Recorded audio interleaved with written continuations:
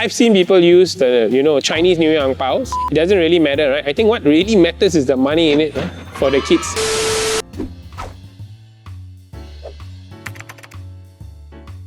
So hi, my name is Raj. I'm the secretary of Sri Virama Kaliamman Temple. I'm a volunteer with the temple.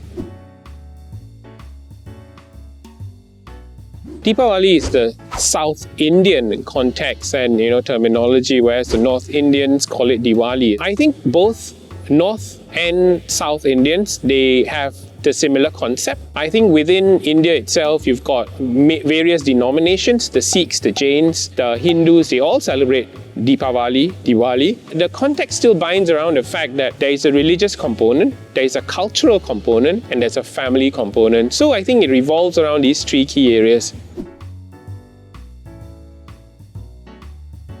Deepavali is a festival that we celebrate. It actually depicts light over darkness, good over evil. It is a festival and it's not the New Year.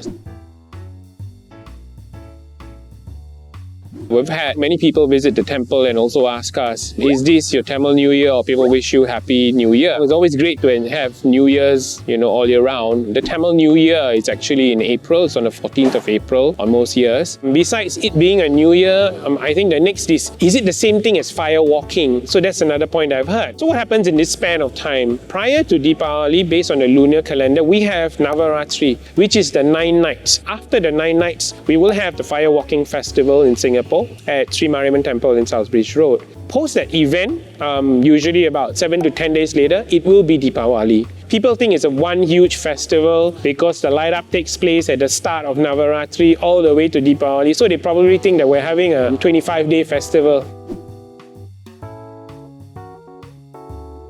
There's a story. So I think for the North Indians, it was when King Rama finished his 14 years exile, and when he came back, they used lights to celebrate it. So that's a way of welcoming. And same with, the South Indians, where Lord Krishna actually annihilated a demon and brought light to the world during that period of time. If you understand Hinduism, Lord Krishna and Lord Rama are in the same lineage, and they are just different manifestations of the same being.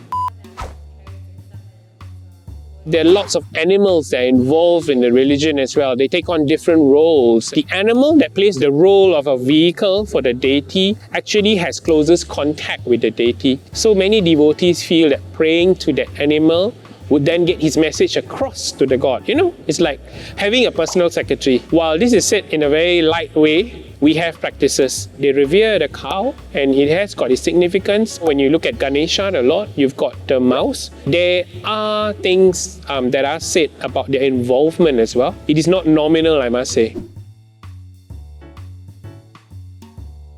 Deepavali is purely a traditional, historical festival that we have. Things like Thaipusam and Timidi, which is fire walking, are religious rituals. They are usually in relation with temple events and the lunar calendar. For some devotees, it's a penance. For some, it is Thanksgiving, but more often a Thanksgiving than not.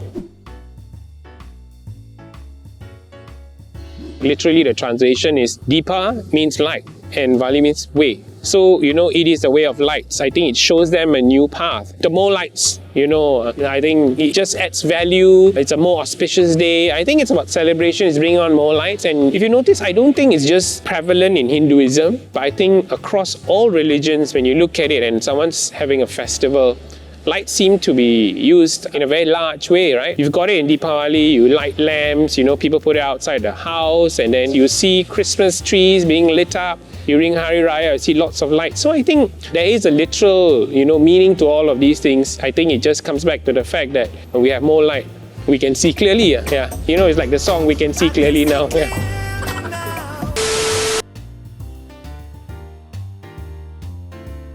There's a population that is vegetarian on that day. There's a population that will start to bring out the family dishes, the ones from the grandma and the mom. So I think that seems to be the two ends of things. Generally, it depends on how you want to observe the festival. Some people may choose to observe it in a very spiritual, maybe even religious manner. But most of the time, I think it's a little bit blended between both. Yeah.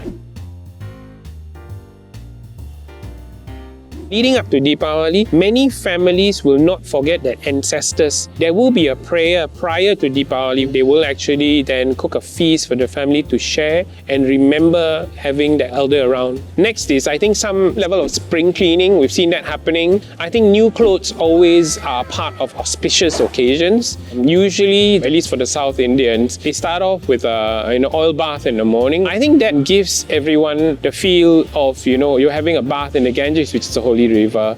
So because it is good over evil, I think people want to start afresh. I think food is, naturally a must. I think in all cultures, money tokens, Angpaos are also, I think, practiced in some families, where the rest would be all about, gathering together, reminiscing good times. Such festivals are actually a very good moment for intra and inter-family ties, where most families start off the day with religious piety, and then they are ready to actually welcome friends over to, have that occasion and celebrate it. I think not different from the rest of the cultures that we have. I think very similar in our own context. Yeah. Well, I think this being Singapore, right, the Angpao term is so widely used between, Indians, Chinese and Malays. I think there never really is a color. I've seen different packets. They have Deepavali packs that are sold in the Expo and along Little India. I've seen people use the, Chinese New Year Angpaos. Things are so mixed at this point of time.